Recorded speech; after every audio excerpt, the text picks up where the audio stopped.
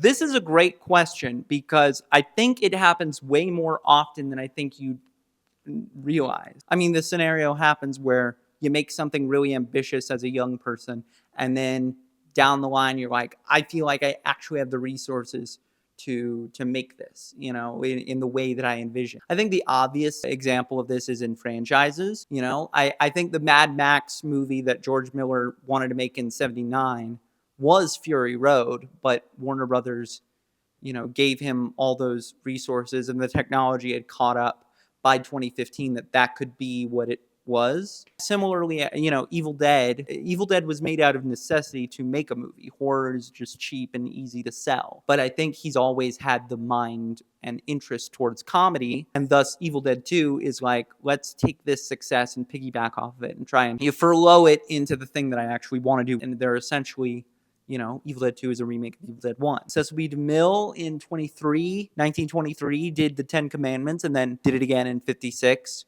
which I think is argued, Charlton Heston, thou shalt not pass, or whatever.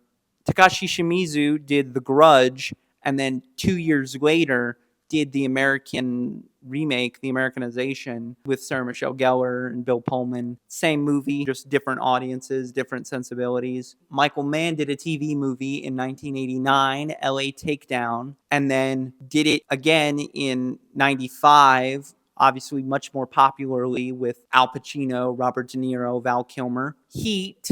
That's what Heat was. Heat was LA Takedown. I don't know if I'd fully argue short film to feature film as sort of like counting in that category, in that continuum. You could say Tim Burton's Frankenweenie. You could say George Lucas's THX. I guess this is a little close to that, but not quite. Mamoru Hosoda did Digimon Adventure Our War Game in like 2005. And then in 2009, he does a feature version of that, obviously disconnected to the Digimon lore, called Summer Wars. I guess a lot of overarching like character stuff is different, it necessarily. The backdrop is different, but the premise in and of itself is kind of the exact same. And I guess people would argue that Paul Schrader has been doing reiterations of Taxi Driver his whole career. But that's probably the biggest take of them all. This was a really great question. I really enjoyed talking about it. Thank you for watching Turner Classic Companion, your one-stop shop for what plays on TCM, the Criterion Channel, and wherever you find amazing classic films. Thank you.